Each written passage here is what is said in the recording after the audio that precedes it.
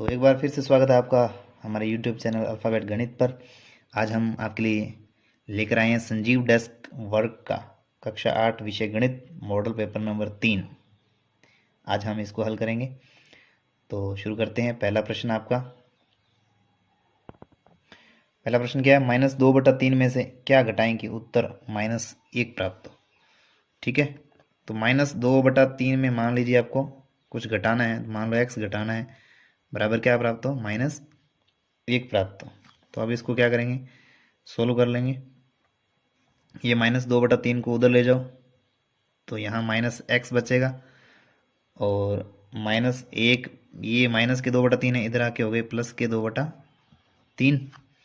ठीक है, एलसीएम ले लेंगे, एलसीएम आएगा 3। 3 का देखो, 1 का पहाड़ा बोलेंगे 3 में 3 बार, और ऊपर वाली संख्या 1 से गुणा होगा तो 3 से -3 हो जाएगा।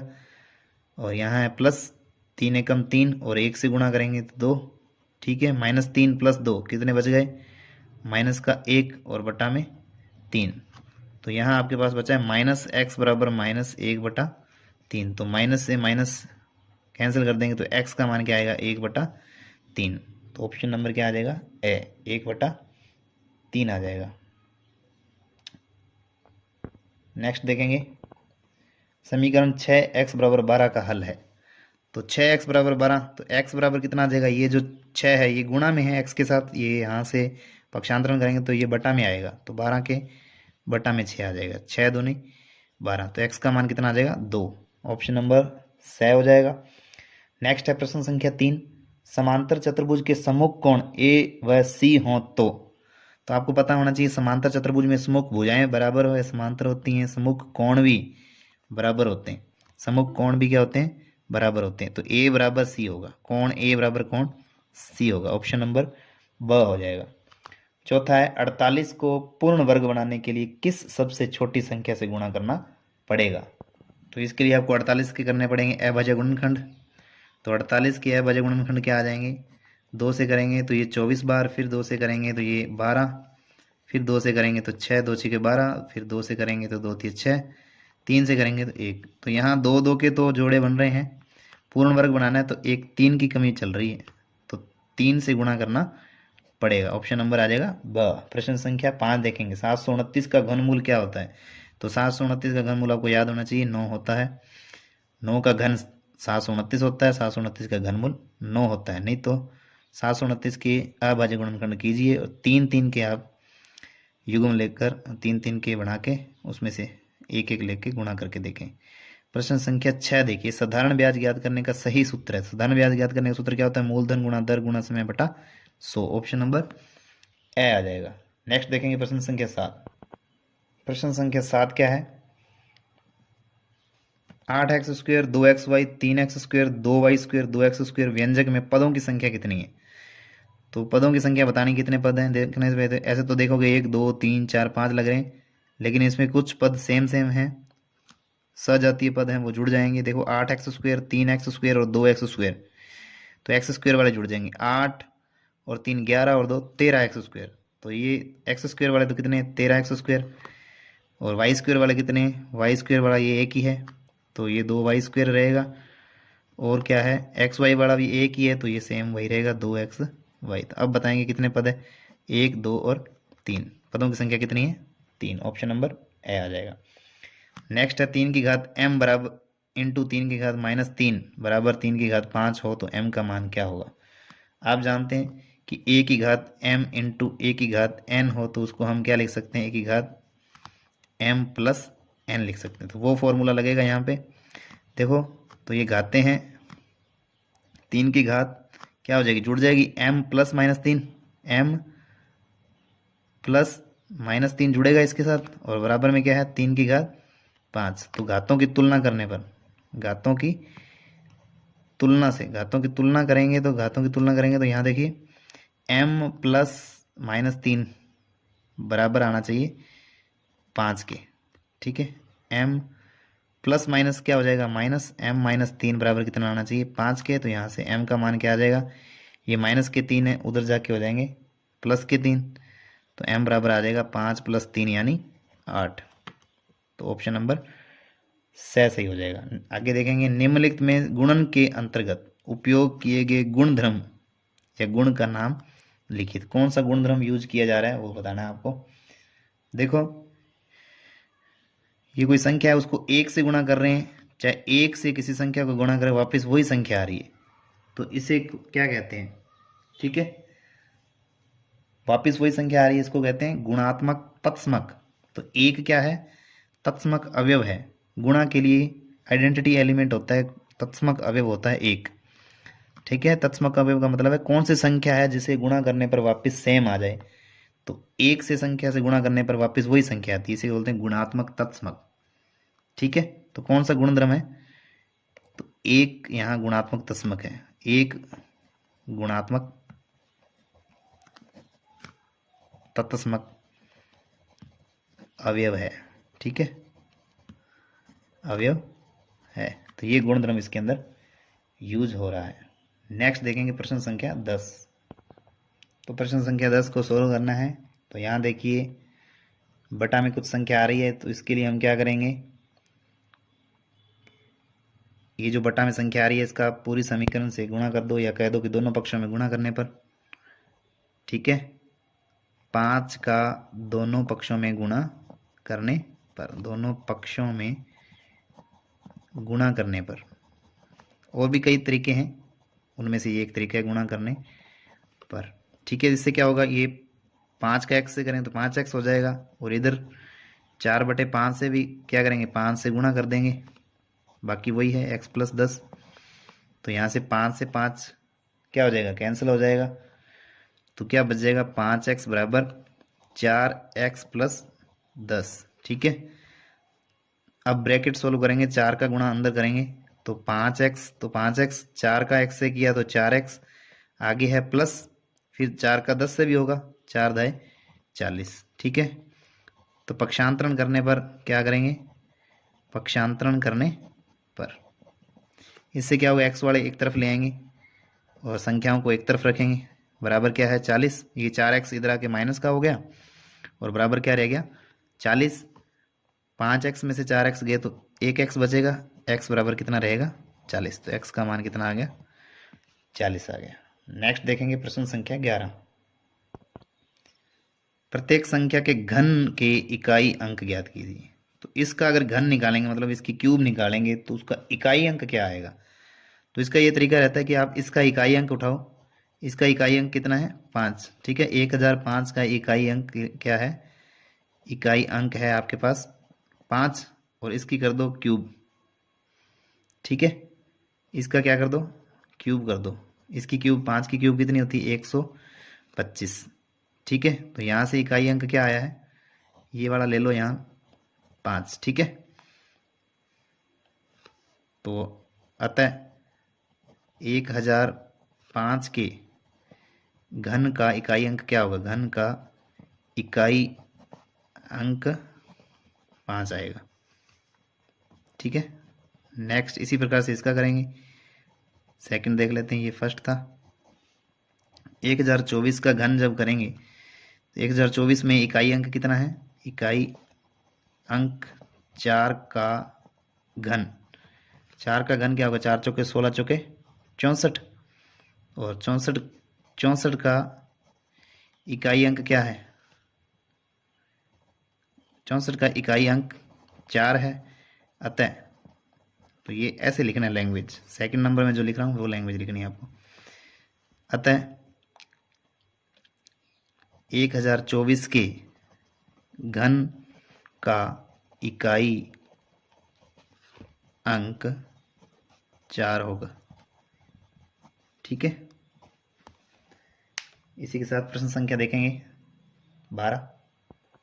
प्रश्न संख्या 12 क्या कह रहा है, 80 विद्यार्थियों में से 25% गणित में रुचि रखते हैं, तो गणित में रुचि नहीं रखने वाले विद्यार्थियों की संख्या ज्ञात करो। 25% तो गणित में रखते हैं और बाकी नहीं रखते हैं, तो इसके दो तरीके हैं। 25% रखते हैं, प्रतिशत में देखें तो कितने गणित में रुचि नहीं रखते।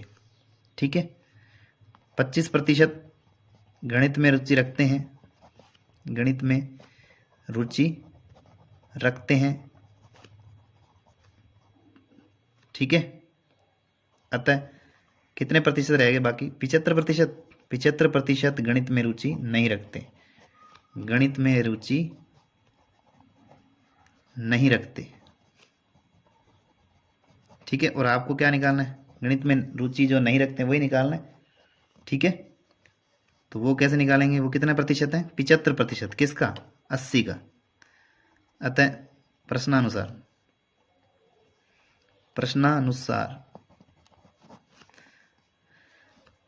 80 का 75% निकालना है आपको। 80 का मतलब गुणा 75%, हटाएंगे तो बटा में आ जाएगा 100। एक जीरो से एक जीरो कट गई। ठीक है, 25 के 5 के पाड़े से काट सकते हैं।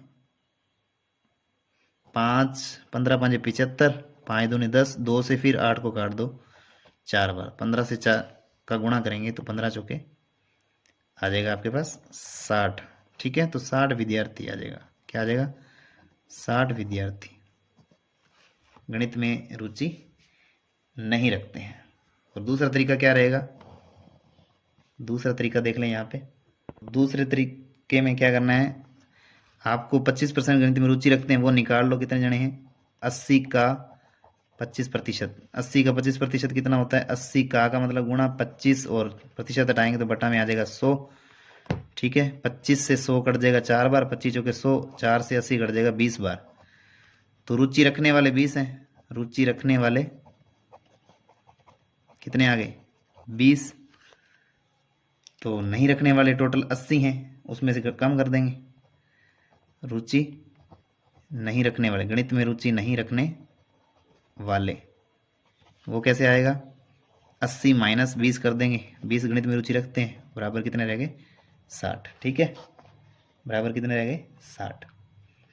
नेक्स्ट देखेंगे प्रश्न संख्या 13। प्रश्न संख्या 13 में है सत्य असत्य प्रतीक करना है। 2 की घात 5 और भाग 2 की घात 2 का मतलब 2 की घात 5 माइनस 2 होता है। तो आपको पता है a की घात m भाग a की घात n हो तो उसको लिख सकते हैं a की घात m माइनस n, यानी घातें घट जाती हैं तो 5 माइनस 2 हो जाएगी। सही है, तो कथन सत्य है। नेक्स्ट देखेंगे 3 की घात 0 का मान 2 होता है। नहीं, क्योंकि किसी भी संख्या की घात 0 हो तो उसका मान 1 होता है, तो ये असत्य है। ठीक है, -8/3 की घात 24 में घातांक 2 है। नहीं, घातांक कितना है? 24 है। ये घातांक होता है तो ये घातांक तो 24 है, तो ये भी कथन क्या है? असत्य है। नेक्स्ट क्या है? 1/2 की घात -2 का हल 4 होगा, तो इसको सोल्व करना पड़ेगा। 1 की घात 2 माइनस 2, इसको क्या लिख सकते हैं? ऊपर ले जाएंगे तो प्लस की हो जाएगी, 2 की घात 2 हो जाएगी, और 2 की घात 2 का मान 4 होता है, तो ये कथन सत्य है। नेक्स्ट है प्रश्न संख्या 14। एक समांतर चतुर्भुज ABCD दिया गया है, तो इसके अंदर आपको इन रिक्त स्थानों की पूर्ति करनी है। तो AD बराबर क्या आएगा? AD बराबर आएगी BC। क्यों? क्योंकि सम्मुख भुजाएं बराबर होती हैं, समांतर चतुर्भुज में सम्मुख भुजाएं बराबर होती हैं। AD के बराबर आएगी BC। कौन सी आएगी? BC। कोण DCB, यानी कोण DCB, इस कोण की बात हो रही है। ये कोण किसके बराबर होगा? इस कोण के। सम्मुख कोण भी बराबर होते हैं, सम्मुख भुजाएं बराबर होती हैं, सम्मुख कोण भी बराबर होते हैं। समांतर चतुर्भुज का ये गुण है। तो C के बराबर A वाला कोण होगा कौन सा? BAD। कौन सा कोण होगा? BAD कोण, ये वाला। नेक्स्ट है OC। एक खासियत और होती है समांतर चतुर्भुज की, जो विकर्ण होते हैं वो एक दूसरे को समद्विभाजित करते हैं, यानी 2 बराबर भागों में बांटते हैं। OC के बराबर OA। ठीक है, OC के बराबर OA, ये वाला। और आगे दे रखा है कोण DAB और कोण CDA मिलकर कितने डिग्री होता है? कोण DAB और कोण CDA, ये वाला कोण और ये वाला कोण, इस कोण की बात हो रही है और इस कोण की बात हो रही है। तो ये आसन कोणों का योग 180 डिग्री होता है। समांतर चतुर्भुज में आसन कोणों का योग 180 डिग्री होता है। इस नियम का उपयोग हो रहा है यहाँ पे। तो इसी प्रकार से 14वां प्रश्न होता है कंप्लीट। नेक्स्ट है प्रश्न संख्या 15। खंड ए का खंड ब से मिलान कीजिए। तो खंड ए को खंड ब से मिलाना है। देखिए, तो यहाँ देखो लंबाई और चौड़ाई दे रखी है, क्षेत्रफल। तो लंबाई इंटू चौड़ाई होता है, क्षेत्रफल क्या होता है? लंबाई इंटू चौड़ाई। तो लंबाई और चौड़ाई का इनका गुणा करना है आपस में। तो 3x का 5y से करेंगे, 3 का 5 से किया 15, x का और y का गुणा होगा तो xy, 15xy। तो ये किससे मिलेगा भाई, ये मिलेगा इस 4 नंबर से। और नेक्स्ट देखेंगे 9 का 4 से करेंगे, 9 चौके 36, y और y स्क्वेयर, y की घात 3 हो जाएगी, तो 36y की घात 3, तो ये आ जाएगा इसके साथ 36y की घात 3। ठीक है, नेक्स्ट है आपके पास 4ab और 5bc। 4 का 5 से करेंगे तो 20, a b और b c का, ए बी का करेंगे, देखो एक तो है नहीं इसके में, इसमें नहीं है तो a आएगा, b है इसमें, b स्क्वेयर हो जाएगा और c, 5 चौके 20, ए बी स्क्वेयर c। ठीक है, तो 5 इससे जुड़ जाएगा ये। नेक्स्ट है 2l स्क्वेयर m और 3l m स्क्वेयर। ठीक है, संख्याओं का तो गुणा करेंगे तो 2 3 6 आएगा, और l स्क्वेयर का l से होगा तो l की घात 3 आएगा, m का m की स्क्वेयर से होगा तो m की घात 3 आएगा, तो 6l की घात 3 m की घात 3, इससे आ जाएगा। ठीक है, नेक्स्ट देखेंगे प्रश्न संख्या 16। प्रश्न संख्या 16 क्या कहता है, जब एक पासे को फेंका जाता है तब निम्नलिखित में से प्रत्येक घटना से प्राप्त होने वाले परिणामों को लिखिए। तो सिर्फ घटना के परिणाम लिखने, क्या क्या परिणाम आएंगे। एक पासा, एक डाइस जिसमें 1 से लेकर 6 तक अंक होते हैं, जो आप सांप सीढ़ी या लूडो खेलते हो उसमें डाइस यूज करते हैं। तो एक अभाज्य संख्या, अभाज्य संख्या कौन सी होती है, तो 2 होती है, 3 होती है और 5 होती है। तो इसमें क्या क्या परिणाम आएंगे, 2 3 5, 7 भी होती है लेकिन 7 पासे में नहीं होती है। तो पासे में कौन कौन सी अभाज्य संख्याएं होती हैं, 2 3 5। एक अभाज्य संख्या नहीं, इनको छोड़, ये अभाज्य संख्या है, बाकी अभाज्य संख्या नहीं है, एक रह गई, 4 हो गई और 6 हो गई, अभाज्य संख्या नहीं है। तो 3 परिणाम आएंगे। 5 से बड़ी, तो 5 से बड़ी 6 होती है। ठीक है, तो एक ही परिणाम है, 5 से बड़ी संख्या 6। 5 से बड़ी संख्या नहीं, तो 5 से बड़ी नहीं हो सकती, 5 हो सकती है, 5 से बड़ी नहीं होनी चाहिए। तो 5 तक 1 आ सकती है, 2 आ सकती है, 3 आ सकती है, 4 भी आ सकता है और 5 भी आ सकता है। तो ये परिणाम आएंगे। ठीक है, इनके परिणाम आगे मैंने लिख दिए हैं। नेक्स्ट देखेंगे प्रश्न संख्या 17। नेक्स्ट है अभाज्य गुणनखंड विधि से 729 का वर्गमूल ज्ञात कीजिए। तो अभाज्य गुणनखंड विधि से करना है तो कर देंगे, 729 लिख देंगे ऐसे। और सबसे पहले 2 से देखना है, सबसे छोटी अभाज्य संख्या 2 है और सबसे छोटी और एकमात्र सम अभाज्य संख्या भी 2 है, बाकी विषम होती हैं। ये याद रखना, क्वेश्चन पूछा जा सकता है कि एकमात्र सम अभाज्य संख्या 2 होती है, बाकी देखेंगे 3 5 7 11 13 सब विषम होती हैं। तो 729 के करने पहले 2 से नहीं जाएगा भाग, क्योंकि पीछे 9 है, 0 2 4 6 8 होना चाहिए। 3 से कैसे चेक करते हैं, अंकों को जोड़ लो, 3 के पहाड़े में आना चाहिए, 9 और 2 11 और 7 18, 3 के पहाड़े में आता है, 3 से भाग जाएगा। ठीक है, 3 से भाग देंगे तो 7 में जाएगा 2 बार, 3 दूनी 6, 2 बार जाएगा। ठीक है, 6 7 के नीचे है तो 1 बचेगा, 1 फिर आगे 2 उतारेंगे तो 12 हो जाएंगे। ठीक है, 3 चौके 12, पूरा पूरा गया 12, कुछ नहीं बचा तो 9 है आगे, 3 तिया 9 है। ठीक है, आप साइड में भाग दे सकते हैं, रफ कॉपी में भाग दे के ऐसे, तो वहाँ से भी ऐसे भी लिख सकते हैं। नेक्स्ट है फिर से 3 से जा रहा है, 4 3 7 और 2 9 बन रहा है ना, तो 3 से वापस जाएगा, 3 8 24, 24 में जाएगा 8 बार, 3 में जाएगा 3 एकम 3, फिर 3 से जाएगा 27 तिया 81 होता है, फिर 3 से जाएगा 3 नी में 27 होता है, फिर 3 से जाएगा 3 तिया 9 होता है, फिर 3 से जाएगा 1 बार। ठीक है, तो 729 के अभाज्य गुणनखंड क्या आ गए, 3 इंटू 3 इंटू कितनी बार 3 आया, 1 2 3 4 5 6 बार, तो 4 5 और 6 बार, तो 2 2 के बनाने हैं जोड़े।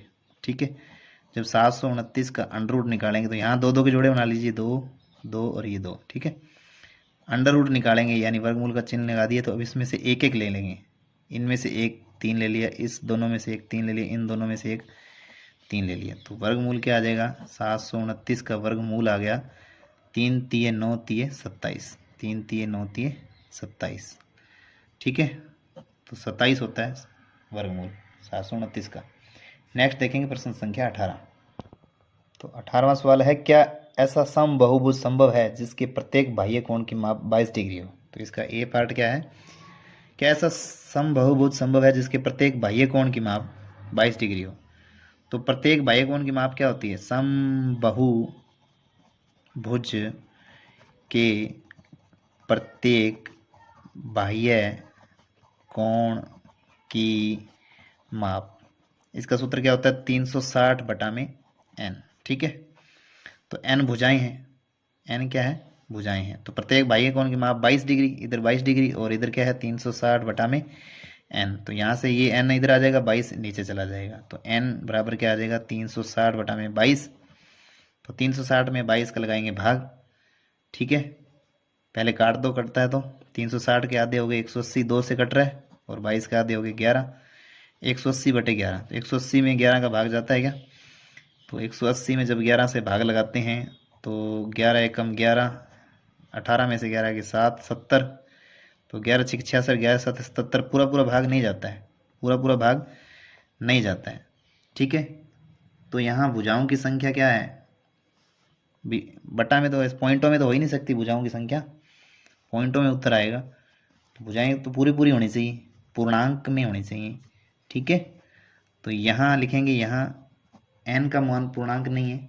ठीक है, यहाँ n का मान पूर्ण संख्या नहीं है, पूर्णांक नहीं, पूर्ण संख्या, पूर्ण संख्या होनी चाहिए, पूर्ण संख्या नहीं है।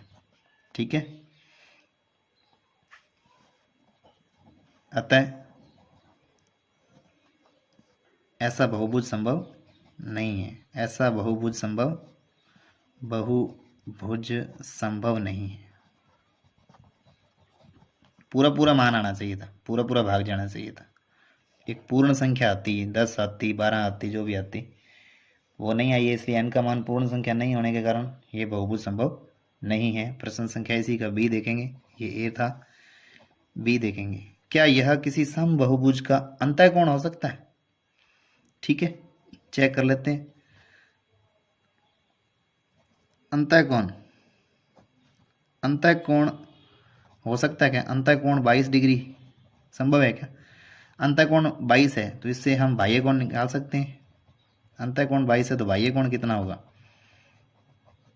अंतःकोण 22 डिग्री है तो बाह्य कोण 180 में से घटाने से प्राप्त होता है। 180 में से घटा दीजिए तो ये आ गया 158 डिग्री। ठीक है, फिर वही सूत्र से 158, प्रत्येक बाह्य कोण 158 बराबर 360 बटा में n होना चाहिए था। तो यहाँ से n इधर आ जाएगा, 158 इधर चला जाएगा, तो n बराबर 360 बटा में 158। तो 158 भी ये पूरा पूरा भाग नहीं जाएगा। ठीक है, तो ये भी पूर्णांक नहीं है। ठीक है, ठीक है, यहाँ n का मान पूर्ण संख्या नहीं है, n का मान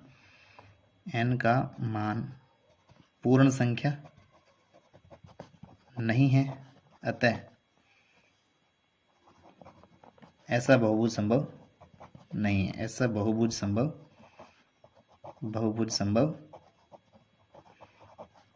नहीं है जिसका अंतःकोण 22 डिग्री हो। ठीक है, जिसका अंतःकोण 22 डिग्री हो, तो ऐसा समबहुभुज संभव नहीं है जिसका बाह्य कोण 22 डिग्री हो और अंतःकोण भी 22 डिग्री हो, ऐसा कोई बहुभुज संभव नहीं है। प्रश्न संख्या 19 देखेंगे।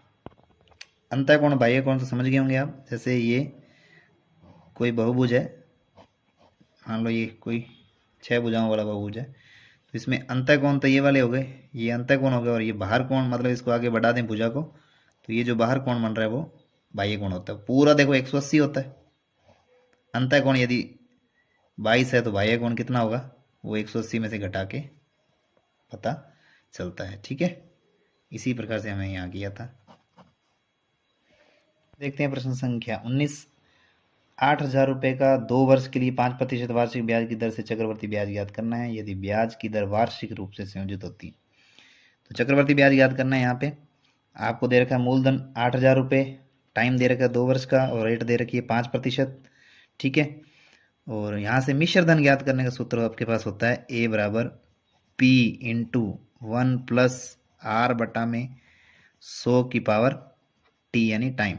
ठीक है, मिश्र धन बराबर क्या आ जाएगा, पी का मान कितना है, मूलधन कितना है 8,000 रुपये। ठीक है, और गुणा में 1+ दर कितनी है 5% और बटा में 100 और टाइम कितना है 2 वर्ष का। टाइम कितना है 2 वर्ष का। ठीक है, तो ये मान रख दिया हमने। 8,000 का 8,000 आ गया इंटू, इसको हल करेंगे 100 एकम 100 और 5 105। 100 का एक बार बोलेंगे 100 एकम 100 और 5 105 बटा में 100 और इसकी घात कितनी है 2। इसको 2 बार लिखना है, नेक्स्ट लाइन में इसको 2 बार लिख देंगे। 8,000 इंटू 105 बटा में 100 इंटू 105 बटा में 100। अब देखो 2 जीरो से 2 जीरो ऐसे भी काट सकते हो, लेकिन ये दोनों आपस में कट रहे हैं। देखो 21 पंजे 105, 5 के पार्ट से कट रहे हैं 20 पंजे 100। ठीक है, ये भी 21 पंजे 105 और 20 पंजे 100। ठीक है, अब इसको आप काट सकते हैं, 0 से 0 काट दो, इस 0 से इस 0 को काट दो, 2 से 80 को काट दो 40, इस 2 से फिर 80 40 को काट दो 20।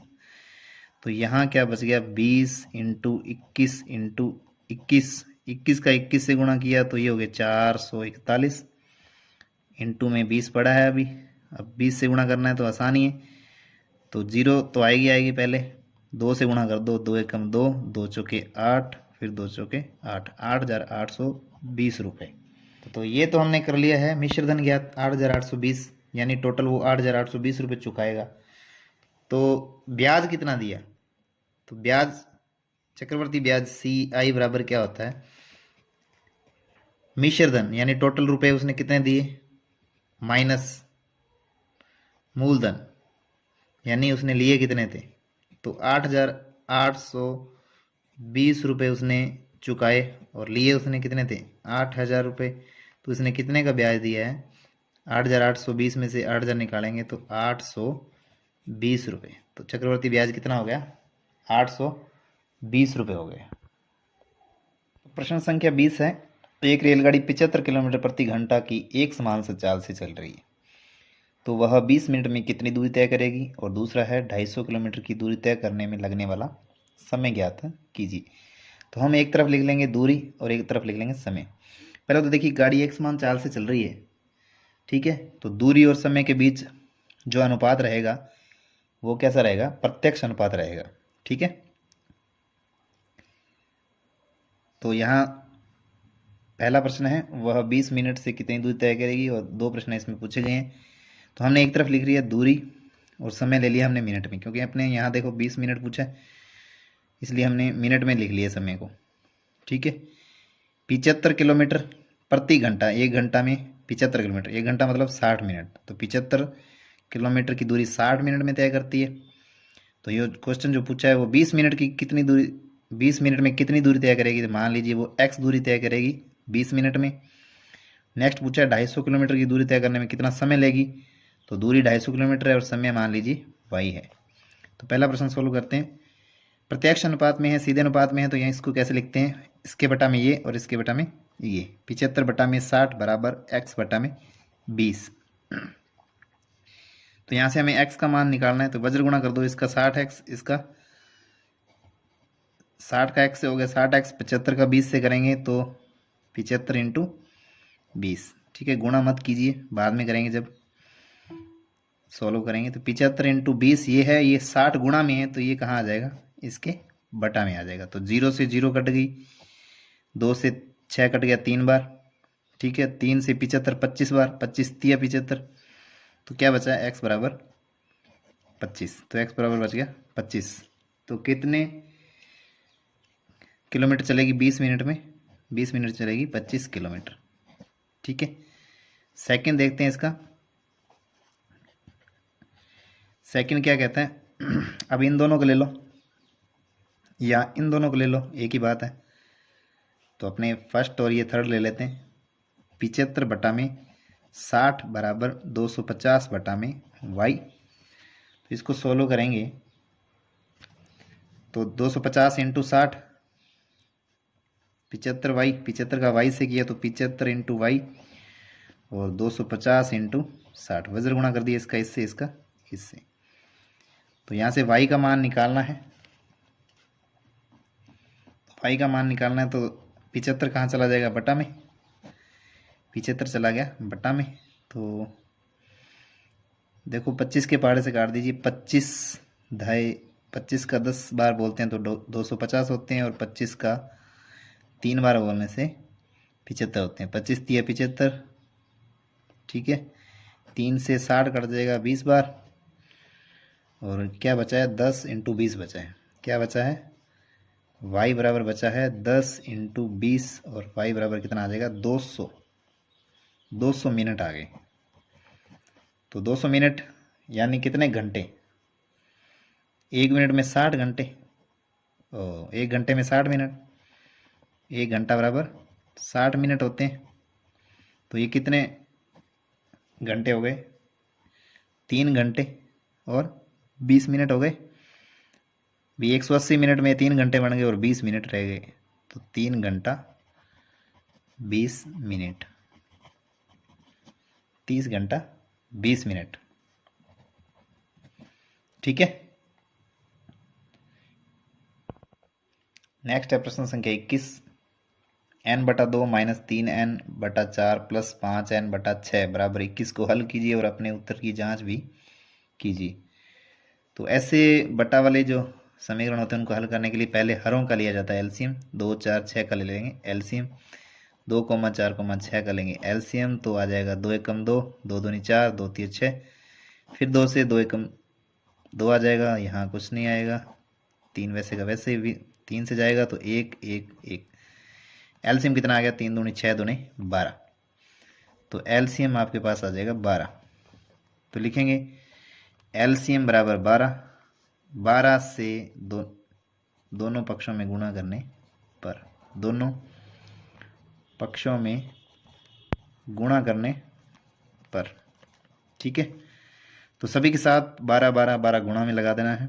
n/2 के साथ भी 12 गुणा में आएगा, माइनस 3n/4 के साथ भी 12 गुणा में आएगा, और 5n/6 के साथ भी 12 गुणा में आएगा, और 21 के साथ भी 12 गुणा में आ जाएगा। सबके साथ 12 12 गुणा में लगा दिया है। यहाँ 2 से 12 कट रहा है 6 बार, यहाँ 4 से 12 कट रहा है 3 बार, 4 3 12, और यहाँ से 6 से 12 कट रहा है 2 बार, 6 दूनी 12, ठीक है। अब जो बच गया उसको लिख लीजिए। n का 6 से गुणा हो जाएगा 6n, 3 का 3 से हुआ 3 3 9n, और आगे है प्लस 5n का 2 से करेंगे तो 10n, और बराबर 21 का 12 से करेंगे तो 21 का जब 12 से गुणा कर देंगे तो आपके पास आएगा 252। गुणा करके देखें, आ जाएगा 252।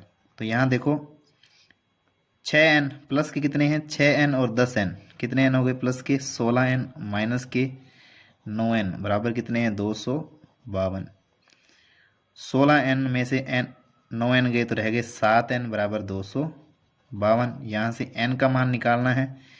तो n का मान ये 7 गुणा में कहाँ चला जाएगा, ये आ जाएगा बट्टा के अंदर। 752 के बट्टा में 7। अब 7 का लगाएंगे भाग, तो 7 से भाग लगा देते हैं। 252 में 7 का भाग लगाते हैं। 7 21, 7 चौके 28 ज़्यादा हो गए, 7 21, 2 ऊपर से उतारे 42, 7 6 के 42, कितनी बार जाएगा, 36 बार, ठीक है। तो बराबर कितना आ जाएगा, 36। तो n का मान आ गया आपके पास 36। अब हम कर लेते हैं उत्तर की जांच। उत्तर की जांच करने के लिए n बराबर 36 रखने पर, समीकरण में n बराबर 36 रखने पर, ठीक है। तो LHS साइड ले लेते हैं। LHS साइड में रखेंगे n की जगह 36, तो पहले आ जाएगा 36 बटा में 2, फिर है 3 इंटू n, n की जगह 36 बटा में 4, और प्लस फिर 5n है तो 5 इंटू 36 बटा में 6 है। तो यहाँ से अब चेक करेंगे, 2 से 36 कटेगा 18 बार, 4 से 36 कटेगा 9 बार, 6 से 36 कटेगा 6 बार।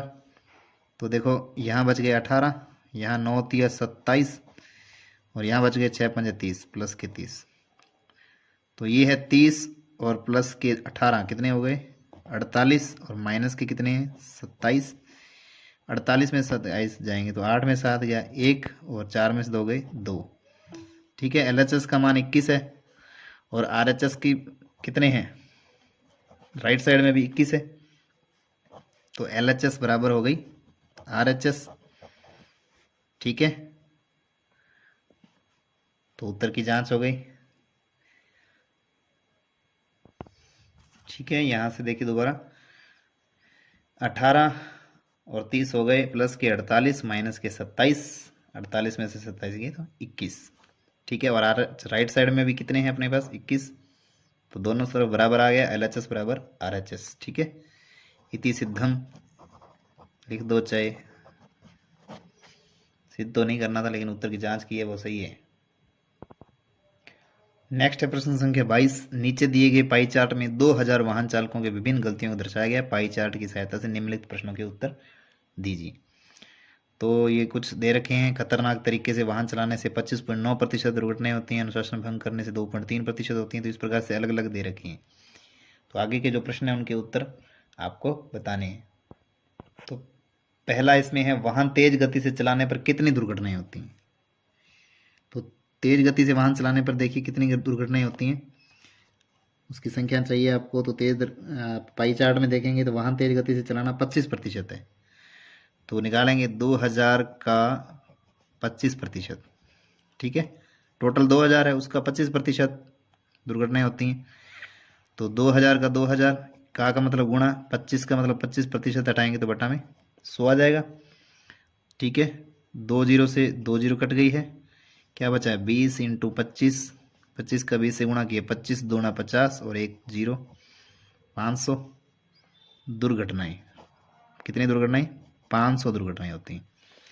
इसी का सेकंड देखेंगे, यातायात नियमों की अवहेलना करने पर कुल कितने लोग दुर्घटनाग्रस्त हुए। यातायात नियमों की अवहेलना, तो यातायात नियमों की अवहेलना तो पाई चार्ट में देखेंगे 15.4% है। तो निकालना है आपको 2000 का 15.4%। टोटल 2000 है, उसका 15.4% होता है यातायात नियमों की अवहेलना से। तो 2000 का 2000 का मतलब गुणा होता है 15.4%, हटाएंगे तो बटा में आ जाएगा 100। पॉइंट, इस पॉइंट को भी हटा दो तो 1 जीरो और आ जाएगी। 3 जीरो से डायरेक्ट 3 जीरो कट जाएंगी, तो 154 का 2 से गुणा करना है, क्या बच गया 154 इंटू 2 बच गया। तो 2 से गुणा करेंगे, 2 चौके 8, 2 5 10, जीरो हासिल 1, 2 एकम 2 1 3, 308 लोग दुर्घटनाग्रस्त हुए। ठीक है, नेक्स्ट देखेंगे प्रश्न संख्या 23। प्रश्न संख्या 23 में क्या है, निम्नलिखित व्यंजकों से गुणनखंड कीजिए। तो ये गुणनखंड करने हैं, तो इसमें पहला प्रश्न देख लेते हैं। पहला प्रश्न है 20L² m प्लस 30ALm। ठीक है, संख्या में देखिए क्या कॉमन आ रहा है, 20 और 30 एक ही पहाड़े में आती हैं, वो है 10 का पहाड़ा, तो 10 बाहर आ जाएगा कॉमन। L², यहाँ L तो एक L कॉमन आ जाएगा, m तो एक m भी कॉमन आ रहा है, तो क्या लिखेंगे अंदर, अब लगा देंगे ब्रैकेट, जो कॉमन लिखना था वो ले लिया है। तो 10 दूना 20, संख्या में तो आ जाएगी 2, L² है, L कॉमन बाहर है, तो L² 2 है ना, तो एक L अंदर रह गया, m एक ही था, एक बाहर ले लिया, अंदर कुछ नहीं बचेगा, प्लस संख्या देखेंगे 10 तिया 30, 3 अंदर आएगा, a रहेगी, L और m तो बाहर है, L और m दोनों बाहर है, तो 3a। ठीक है, तो क्या आ जाएगा 10LM plus 2L plus 3a। ठीक है, ये ब्रैकेट के अंदर आ गया 10LM और ब्रैकेट में रह गया 2L प्लस 3a। तो ये इसके गुणनखंड हो गए। नेक्स्ट देखेंगे प्रश्न संख्या सेकंड इसका, 5x² y माइनस 15xy² है। संख्या में देखेंगे क्या कॉमन आ रहा है, तो संख्या में 5 दोनों पहाड़े में आते हैं, 5 और 15, तो 5 कॉमन आ गया। और x² और x में क्या कॉमन आ रहा है, x कॉमन आ रहा है। y और y² में क्या कॉमन आ रहा है, तो एक y कॉमन आ जाएगा। अब अंदर क्या बचेगा, ब्रैकेट लगा देंगे, 5 बाहर है, x² में से x बाहर है, तो एक x बच गई, और y तो बाहर ही है, ओनली बच गया x।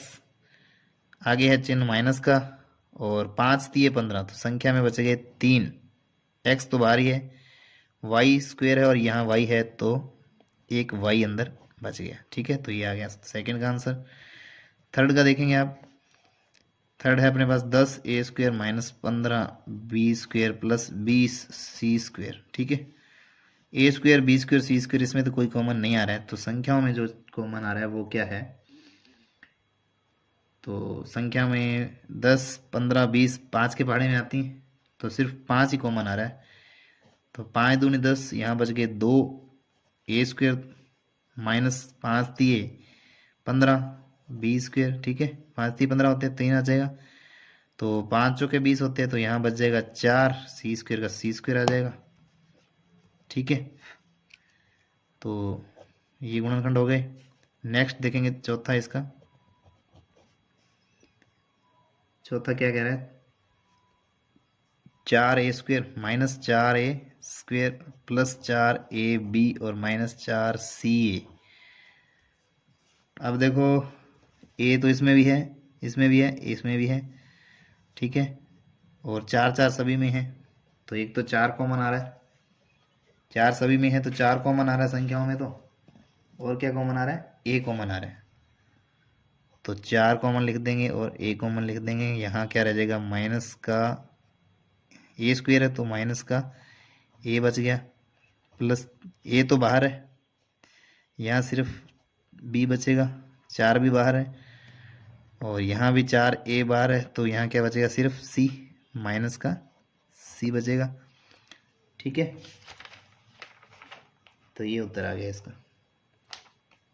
तो ये चारों हो गए हैं। अब इसका देखेंगे अथवा वाला। अथवा वाला भी देख लेते हैं। निम्नलिखित व्यंजकों का गुणनखंड कीजिए और भाग दीजिए। तो भाग भी देना है और गुणनखंड भी करने हैं।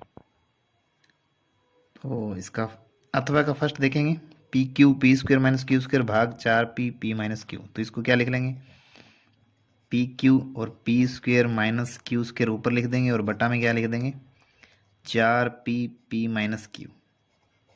ठीक है, अब आगे क्या करेंगे, देखो एक सर्व समीकरण होती है ए स्क्वेयर माइनस बी स्क्वेयर, यानी ए स्क्वेयर माइनस बी स्क्वेयर हो तो उसको एक बार जोड़ के एक बार घटा के लिख दो, ए प्लस बी ए माइनस बी। तो यहाँ देखो P square minus Q square है, यहाँ ये सर्व समीकरण लग जाएगी, इसको बोलते हैं, ये लिख देंगे पी क्यू, और इसमें एक बार जोड़ के लिखेंगे पी प्लस क्यू, एक बार घटा के लिखेंगे पी माइनस क्यू।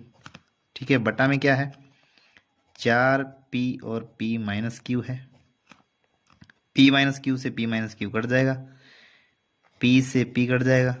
ठीक है, तो क्या बच रहा है, वो इसका आंसर आ गया। देखो q बच रहा है, p प्लस q बच रहा है और बटा में 4, तो ये आंसर आ गया।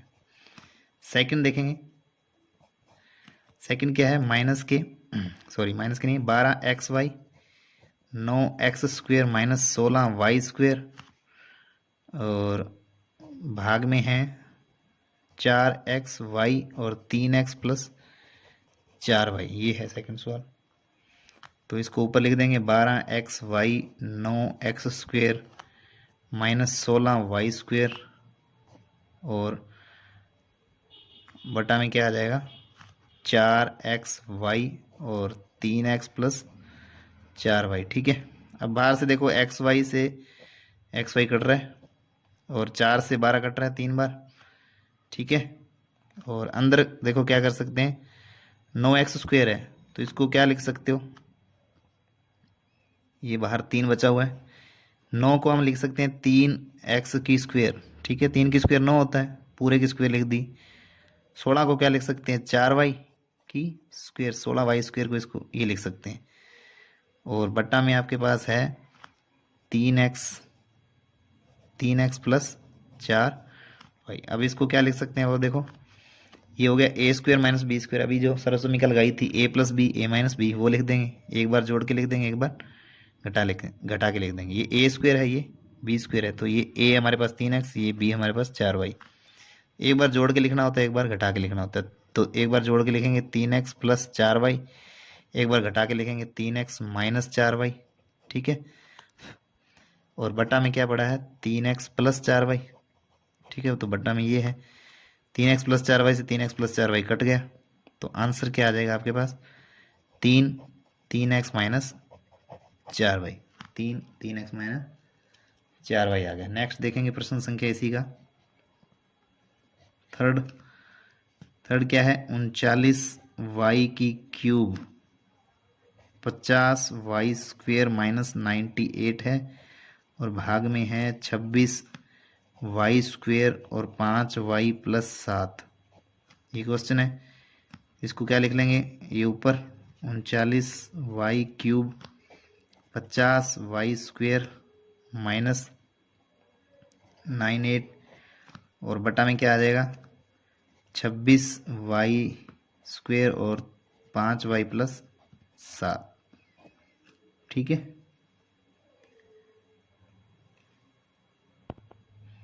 अब देखेंगे यहाँ से, देखिए पहले तो कॉमन आ रहा है उसको लिखो, यहाँ से 2 कॉमन आ रहा है दोनों में से, उसको बाहर ले लें पहले। तो ये 39y³, ठीक है, 2 बाहर कॉमन आ गया तो इसको बाहर ले लिया मैंने। अंदर क्या रह गया 25 दूना 50, 25 रह गया y² और माइनस 98 का जब 2 कॉमन लेंगे यानी 98 के आधी कर दीजिए, ये हो गया 49। 49 दूना 98 होता है और बटा में रह गया आपके पास 26y² है, 26y² है और अंदर है 5y+7 है, 5y+7 है। ठीक है। अब नेक्स्ट यहाँ लिख रहा हूँ मैं आगे। अब यहाँ से 2 हमने कॉमन ले लिया था, तो पहले काट दो जो कट रहा है, y² है, यहाँ y की 3 है तो एक y बच जाएगा और 39 देखो 13 के पार्ट से कटेगा, 13 39, 13 दूना 26 और 2 से 2 कट जाएगा। ठीक है, बाहर से तो कट गए, बाहर क्या बचा है अपने पास y बचा है और 3 बचा है यानी 3y बचा है और अंदर हमारे पास है 25y²। इसको हम क्या लिख सकते हैं 5y² 49 को क्या लिख सकते हैं 7 और बटा में क्या है 5y+7। ठीक है। a² - b² बड़ा वही फॉर्मूला लगेगा, एक बार जोड़ के लिख देंगे एक बार घटा के लिख देंगे। 3y एक बार जोड़ के लिखेंगे तो 5y+7, एक बार घटा के लिखेंगे 5y-7 और बटा में क्या है आपके पास 5y+7। तो 5y+7 से 5y+7 कट गया तो आंसर में क्या बचा है आपके नीचे यहाँ लिख देंगे, ये बचा गया है, यहाँ लिख दूँ जगह है तो 3y बच गया एक तो और 5y-7 बच गया। क्या बच गया 5y-7। इसी साथ क्वेश्चन संख्या 23 होता है कंप्लीट नहीं हुआ, अभी एक और बचा हुआ है चौथा इसका। तो इसको लिखेंगे ऊपर x+1 x+2 x+3, इसको हमने ऊपर लिख लिया और जो भाग में है उसको यहाँ लिख दिया बटा में। x+2 और x+3 अब की बार गुणनखंड करने की जरूरत नहीं है, किए हुए हैं। x+3 से x+3 कट रहा है, x+2 से x+2 कट रहा है, तो क्या आंसर रह जाएगा x+1। ठीक है, इसी के साथ कंप्लीट होता है क्वेश्चन संख्या 23। प्रश्न संख्या 24 देखेंगे। प्रश्न संख्या 24 में देखिए फर्स्ट है, एक ऐसे बेलन की ऊंचाई ज्ञात कीजिए जिसकी त्रिज्या 7 सेंटीमीटर और कुल पृष्ठीय क्षेत्रफल दे रखा है 968 सेंटीमीटर स्क्वायर। ठीक है, और एक इसमें सेकंड भी है, पहले देखते हैं फर्स्ट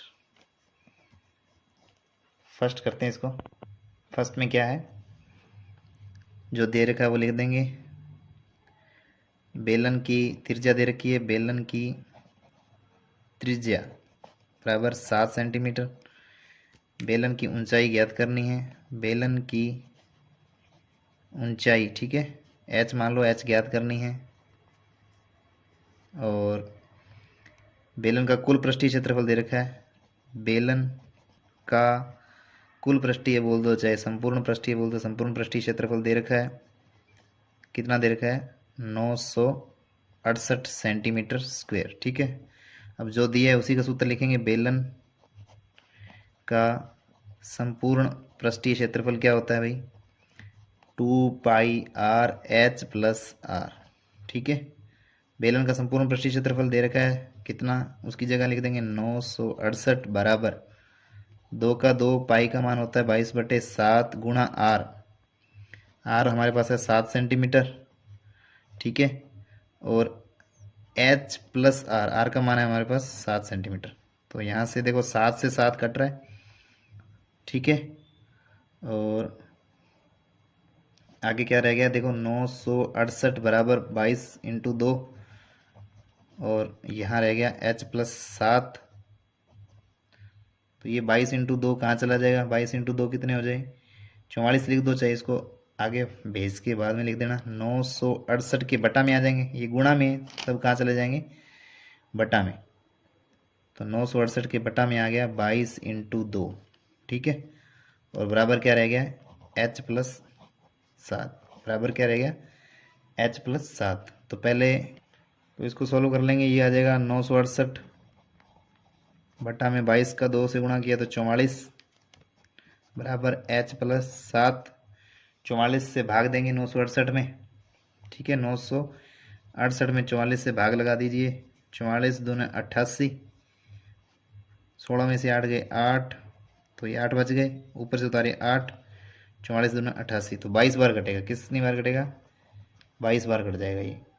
तो यहाँ आ जाएगा आपके पास h+7 बराबर कितना आया, 22। तो यहाँ से h का मान क्या आ जाएगा, 22 प्लस में 7 है, उधर जाके माइनस के 7 हो जाएंगे, तो h बराबर आ जाएगा आपके पास 15 सेंटीमीटर। तो ऊंचाई आ गई आपके पास 15 सेंटीमीटर। इसी का सेकंड है, एक ऐसे घनाभ की ऊंचाई ज्ञात कीजिए जिसका आयतन दे रखा है 275 सेंटीमीटर क्यूब और आधार का क्षेत्रफल दे रखा है 25 सेंटीमीटर स्क्वायर। तो आयतन का बेसिक सूत्र क्या होता है, आधार का क्षेत्रफल गुणा ऊंचाई। आयतन बराबर होता है आधार का क्षेत्रफल इंटू ऊंचाई, ठीक है। इसी सूत्र का उपयोग करते हुए हम करेंगे। तो यहाँ लिखते हैं, अपने जो दिया है वो लिख लेते हैं।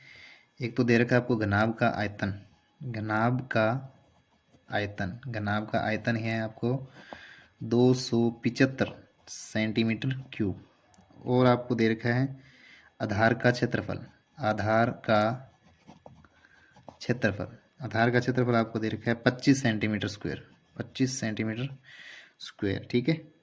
और आयतन क्या होता है, घनाभ का आयतन वैसे तो होता है L × B × H, लेकिन सभी का एक बेसिक सूत्र होता है घनाभ का आयतन। यहाँ आपको लंबाई चौड़ाई ऊंचाई नहीं दी है, तो सभी जो सर्वांग समाकृतियाँ हैं, घनाभ का आयतन यहाँ हो जाएगा आधार का क्षेत्रफल, आधार का क्षेत्रफल इंटू ऊंचाई, इंटू ऊंचाई, ठीक है। तो यहाँ से अब मान रख देंगे, घनाभ का आयतन है अपने पास 275 और आधार का क्षेत्रफल है हमारे पास 25 इंटू ऊंचाई अपने को ज्ञात करनी है। तो ऊंचाई का मान क्या आ जाएगा, जो गुणा में होती है वो बटा में चली जाएगी, तो 275 बटा में 25 आ जाएगा, ठीक है। और बराबर में क्या रह जाएगी, ऊंचाई। तो यहाँ से ऊंचाई बराबर अपने पास क्या आ जाएगी, 25 के पार से काटेंगे तो 25 से कम 25, 25 दूना सॉरी 25 से कम 25, तो 11 बार जाएगा। कितनी बार चला जाएगा, 11 बार। तो ऊंचाई बराबर कितनी आ जाएगी, 11 सेंटीमीटर है तो सेंटीमीटर, ठीक है। तो नहीं कटना है तो भाग दे दीजिए, 275 में 25 का भाग देंगे तो 25 से कम 25, 27 में से 25 के 2 तो 25 वापस आ गया, तो 25 से कम 25, तो 11 बार आएगा, ठीक है। तो ऊंचाई आ गई आपके पास 11 सेंटीमीटर। अब इसके अथवा के क्वेश्चन देख सकते हैं। रुखसार ने 1 metre into 2 metre into 1.5 metre माप वाली एक पेटी को बाहर से पेंट किया। यदि उसने पेटी के तल के अतिरिक्त उसने सभी जगह पेंट किया हो तो ज्ञात कीजिए उसने कितने पृष्ठीय क्षेत्रफल को पेंट किया है। उसने किसको पेंट नहीं किया, उसके तल के अतिरिक्त, तो नीचे वाला हिस्सा उसको पेंट नहीं किया, बाकी सभी को पेंट किया, यानी चारों साइड से पेंट किया और इसकी छत को भी पेंट किया है, ठीक है। तो इसको निकालेंगे, पहले देखते हैं इसको। तो अथवा का क्वेश्चन है, इसको देखेंगे।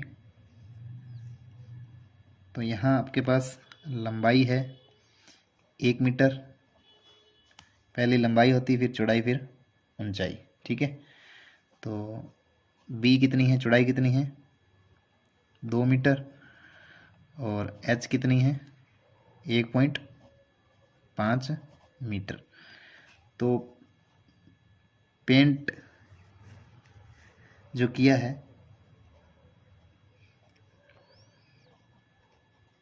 पेंट किए गए क्षेत्र का क्षेत्रफल, पेंट किए गए क्षेत्र का क्षेत्रफल किसके बराबर आएगा भाई, एक तो चारों दीवारों का क्षेत्रफल, ठीक है। पेटी की चारों दीवारों का क्षेत्रफल, पेटी की चारों दीवारों का क्षेत्रफल प्लस उसके छत का क्षेत्रफल, छत पर उसकी ऊपर वाली साइड का किया, टॉप का क्षेत्रफल है ना, छत का क्षेत्रफल। ठीक है, तो इसमें कौन सा सूत्र लगेगा? पेटी की चारों दीवारों का क्षेत्रफल क्या होता है? 2 गुणा लंबाई प्लस चौड़ाई, परिमाप इंटू ऊंचाई होता है। ये परिमाप हो गया, ये ऊंचाई होगी। चारों दीवारों का क्षेत्रफल क्या होता है? परिमाप गुणा ऊंचाई, वक्र पृष्ठ कह सकते हैं, साइडों का, चारों साइड का।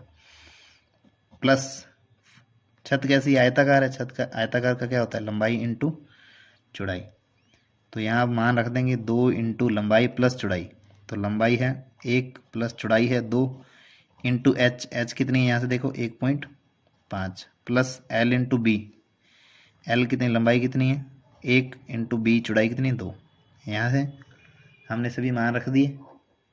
अब इसको कर लेते हैं सोल्व। तो पहले ब्रैकेट को सोल्व कर लो, 2 और 1 कितने हो गए 3, 2 इंटू ये हो गया 3 इंटू ये हो गया 1.5। ठीक है, और 1 और 2 का गुणा करेंगे तो ये प्लस में 2। अब सभी का गुणा करना है, तो 1.5 का डबल कर लो, 3, 3 का 3 से किया गुणा 9। ठीक है, ऐसे कर लो। 1.5 का 2 से गुणा किया तो 1.5 का डबल हो गया 3, 3 का 3 से गुणा किया तो ये हो गया 9। ठीक है, और प्लस का ये 2, और 9 प्लस 2 कितने हो गए 11, 11 वर्ग मीटर, 11 वर्ग मीटर आ गया क्षेत्रफल। तो क्षेत्रफल कितना आ गया 11 वर्ग मीटर। ठीक है, तो 11 वर्ग मीटर पर उसने पेंट किया है। अब इसका देखते हैं अपने सेकंड पार्ट। सेकंड पार्ट क्या कहता है? डेनियल एक ऐसे घनाभकार कमरे की दीवारों और छत को पेंट कर रहा है जिसकी लंबाई, चौड़ाई और ऊंचाई 15 मीटर, 10 मीटर और 7 मीटर है। पेंट के प्रत्येक कैन की सहायता से यदि 100 वर्ग मीटर स्क्वायर क्षेत्रफल को पेंट किया जा सकता है, एक कैन से 100 वर्ग मीटर क्षेत्रफल पेंट किया जाता है, तो उस कमरे के लिए उसे पेंट की कितनी कैनों की आवश्यकता होगी? तो शुरू करते हैं। तो शुरू कर लेते हैं। इसमें भी जो पेंट किए जाने वाला क्षेत्र है वो कौन सा है? पेंट किया जाने वाला क्षेत्रफल क्या है? वही चारों दीवारों का क्षेत्रफल, चारों दीवारों का क्षेत्रफल, कमरे की चारों दीवारों का क्षेत्रफल, प्लस छत पर भी पेंट करना है तो छत का क्षेत्रफल। जो पिछले क्वेश्चन में किया था वही सूत्र लगेगा इसमें। तो चारों दीवारों का क्षेत्रफल होता है 2 गुणा लंबाई प्लस चौड़ाई, परिमाप इंटू ऊंचाई हो गया, ये परिमाप इंटू ऊंचाई, प्लस छत का लंबाई गुणा चौड़ाई, छत आयताकार रहती है, लंबाई गुणा चौड़ाई। ठीक है, अब इसके अंदर मान रख देंगे, एल कितनी थी? ठीक है, यहाँ लिख लेते हैं एल बराबर कितना दिया हुआ है? एल बराबर दे रखा है आपको 15 मीटर, बी बराबर दे रखा है 10 मीटर, और एच बराबर दे रखा है 7 मीटर। ठीक है, तो ये मान हम इसके अंदर रख देंगे। तो ये आ जाएगा 2 गुणा एल यानी 15 प्लस बी यानी 10 इंटू एच, एच मतलब 7 प्लस एल, एल मतलब एल हो गया 15 और बी हो गया 10। तो इसको सोल्व कर लेंगे, ये 15 और 10 हो गए 25, तो 2 इंटू 25 इंटू 7, 15 इंटू 10 कितना हो गया 150, 25 इंटू 2 हो गया 50 इंटू 7 प्लस 150, 50 का 7 से वापस गुणा करेंगे, 7 5 35, ये हो गया 350 प्लस ये 150, तो जोड़ के हो जाएंगे ये 500 मीटर स्क्वायर। ठीक है, 500 मीटर स्क्वायर हो गया, यानी 500 वर्ग मीटर हो गया। क्षेत्रफल कितना आ गया 500 वर्ग मीटर। तो आगे आपसे पूछा कितने कैन चाहिए? 100 मीटर स्क्वायर क्षेत्रफल पेंट होता है एक डिब्बे से, पेंट होता है एक कैन से, एक कैन से। तो 500 वर्ग मीटर कितने से होगा भाई? ठीक है, 500 से 500 में 100 का क्या लगा देंगे, भाग दे देंगे, 2 जीरो से 2 जीरो कट गई तो कितना आ जाएगा 5 कैन लगेंगे। कितने कैन लगेंगे? 5 कैन लगेंगे। तो अंतिम प्रश्न है 25 नंबर, उपयुक्त पैमाने का प्रयोग करते हुए निम्न तालिका में दी गई राशियों के लिए आलेख बनाइए। तो एक तरफ आपको जमा धन दिया है और एक तरफ साधारण ब्याज दिया है, और इनके बीच में आपको आलेख बनाना है और निम्न प्रश्नों के आपको उत्तर देने हैं। तो सबसे पहले बना लेते हैं अपने ग्राफ। तो ग्राफ बनाने के लिए हमने एक एक्स अक्ष खींच लिया है, एक वाई अक्ष खींच लिया है। एक्स अक्ष पर जमा धन और वाई अक्ष पर ब्याज लिखना है। तो एक्स अक्ष पर हमने पैमाना माना है 2 बड़े खाने को 1000 रुपये के बराबर, और वाई अक्ष पर माना है 1 बड़ा खाना 40 रुपये के बराबर। तो 1 बड़ा खाना ये 40 रुपये का है, 40, 80, 120, 160, 200, ऐसे 40 40 जोड़ के आगे लिख देंगे। इस तरफ 1000, 2000, 3000, 4000, 5000, दो दो खानों पे 2 बड़े खाने बराबर 1000। ठीक है, तो इस प्रकार से अब आपको ग्राफ बनाना है। तो पहला पॉइंट क्या है, 1000 पर ब्याज कितना है, 80 रुपये। तो 1000 इधर से देखेंगे, 80 रुपये यहाँ से, तो 1000 पे 80, तो एक बिंदु ये आ गया। इस बिंदु का क्या नाम है, एक्स अक्ष पर 1000 है, तो 1000, 80। नेक्स्ट बिंदु आएगा 2000 का ब्याज है 160 रुपये, तो 2000 इधर से देखेंगे, 160 इधर से देखेंगे, तो ये बिंदु आ जाएगा। तो ये है आपके पास 2000, 160 रुपये। नेक्स्ट पॉइंट है आपके पास 3000 रुपये पर ब्याज कितना है, 240 रुपये। तो 3000 से यहाँ पॉइंट आ जाएगा अपने पास, 3000 रुपये पर ब्याज 240 रुपये का। फिर है 4000 पे कितना है, 4000 पे 320 रुपये का है। तो 4000 इधर से, 320 इधर से, तो यहाँ पॉइंट आएगा बिल्कुल। तो ये आ गया 4000, 320। नेक्स्ट है आपका 5000, 5000 रुपये पे 400 रुपये का ब्याज है। तो 5000 इधर से देखेंगे, तो 400 इधर से, तो लगभग पॉइंट आपके आएगा इसकी बिल्कुल सीध में यहाँ पे। ठीक है, अब इन सभी को मिला देंगे। ये पॉइंट है हमारे पास 5000, 400। अब इन सभी को मिला देना है, इन सभी को मिला देते हैं। तो जब ये ग्राफ पेपर पर बनाओगे तो बिल्कुल सीध में आएंगे पॉइंट। ठीक है, तो ये बिल्कुल सीध में पॉइंट बनेंगे। अभी थोड़ा आगे पीछे हो सकते हैं, तो आपको इसको मिलाना है इस प्रकार से। ठीक है, तो ये पॉइंट थोड़ा ग्राफ के ऊपर सही बनेंगे। अब ये सीधी लाइन आ गई है। अब आपसे जो प्रश्न पूछे हैं उनके उत्तर देने हैं। इसमें पहला प्रश्न है, आलेख से 2500 रुपये की वार्षिक ब्याज ज्ञात करना है, और दूसरा है 280 रुपये ब्याज प्राप्त करने के लिए कितना धन जमा करवाना होगा। तो इसको देखते हैं ग्राफ पे। तो इसका पहला प्रश्न था 2500 रुपये का ब्याज प्राप्त करने के लिए। तो 2500 रुपये देखिए कहाँ आएगा, 2500 रुपये 2000 और 3000 के बिल्कुल बीच में आएगा। तो इसकी बिल्कुल सीध में आपको लेके जाना है, बिल्कुल बीच में, लगभग यहाँ पॉइंट आएगा ये। तो यहाँ मिलाएंगे तो ये मिलेगा आपके यहाँ आके, है ना। तो यहाँ पॉइंट प्राप्त होगा। तो ये इधर कितना है, 200। तो 2500 रुपये पर कितने आएंगे, 200 रुपये का, 2500 रुपये पर 200 रुपये का ब्याज प्राप्त होगा। तो इसका आंसर क्या आ जाएगा, पहले प्रश्न का उत्तर आ जाएगा 200 रुपये। अगला प्रश्न इसने पूछा है 280 रुपये का ब्याज प्राप्त करना है। तो 280 रुपये का ब्याज देखेंगे, यहाँ से 280 रुपये, तो कितना धन जमा कराना होगा। तो यहाँ ग्राफ को मिलेगा, तो इसकी सीध में बिल्कुल देखेंगे तो ये 3000 और 4000 के बिल्कुल बीच में आएगा। तो 3000, 4000 के बिल्कुल बीच में कितना है, 3500। तो ये पॉइंट अपने को मिलेगा 3500, 280। तो 3500 रुपये जमा करवाने होंगे। तो दूसरे का उत्तर क्या आ जाएगा, 3500 रुपये। ठीक है, 3500 रुपये। तो पहला प्रश्न है, दोनों अक्ष रेखाओं पर क्या क्या सूचनाएं दी गई हैं। तो जैसा कि मैंने पहले ही बताया, एक्स अक्ष पर 2003 में खेले गए मैच के बारे में बताया गया है, और वाई अक्ष पर बल्लेबाज द्वारा बनाए गए रन के बारे में बताया गया है। तो एक्स अक्ष पर 2003 में खेले गए मैचों की संख्या है,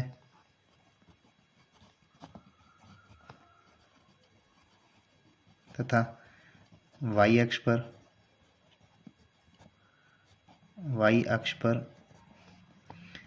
बल्लेबाजों द्वारा बनाए गए रन। ठीक है, बल्लेबाज द्वारा बनाए गए रनों को दर्शाया गया है।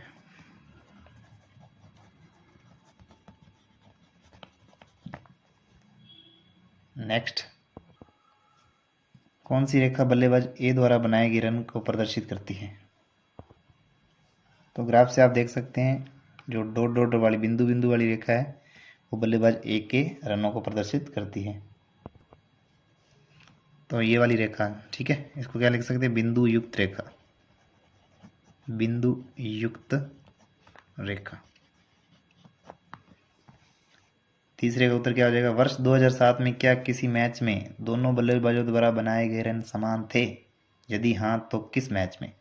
तो ग्राफ देखते हैं इसमें। यहाँ वर्ष 2007 नहीं 2003 होना चाहिए, और जो प्रश्न है उसमें भी वर्ष 2003 होना चाहिए। प्रश्न में भी यहाँ 2003 है, ये मिसप्रिंट हुआ है। तो इसमें आपको बताना 2003 में किस मैच में बल्लेबाज द्वारा बनाए गए रन सेम थे। तो देखो ये बिंदु दोनों यहाँ मिल रहे हैं, ये रेखा वाला और ये लाइन वाला। तो इस बिंदु पर दोनों के रन क्या थे? समान थे। तो ये बिंदु किस मैच को दर्शा रहा है? ये मैच नंबर 4। ठीक है, इस बिंदु पर दोनों के रन सेम थे, 60-60। ए के भी 60 थे और बी के भी 60 थे। ठीक है, तो मैच नंबर 4 में। तो तीसरे का उत्तर क्या आ जाएगा? हाँ। और किस मैच में? चौथे मैच में।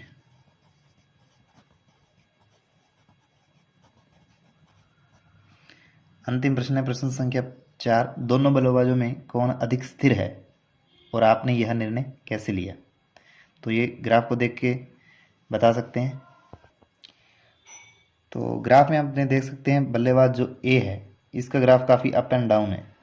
ठीक है, कभी एकदम ऊपर जा रहा है, कभी यहाँ तक नीचे जा रहा है। यहाँ 0 रहा है, इस मैच में भी 0 रन बनाए हैं इसने। ठीक है, और जो बल्लेबाज ए है इसका ग्राफ लगभग स्थिर सा है। ठीक है, तो बल्लेबाज बी है वो स्थिर है और बल्लेबाज ए स्थिर नहीं है। तो इसका उत्तर क्या आ जाएगा? बल्लेबाज बी स्थिर है, बल्लेबाज बी अधिक स्थिर है। ठीक है, अधिक स्थिर है।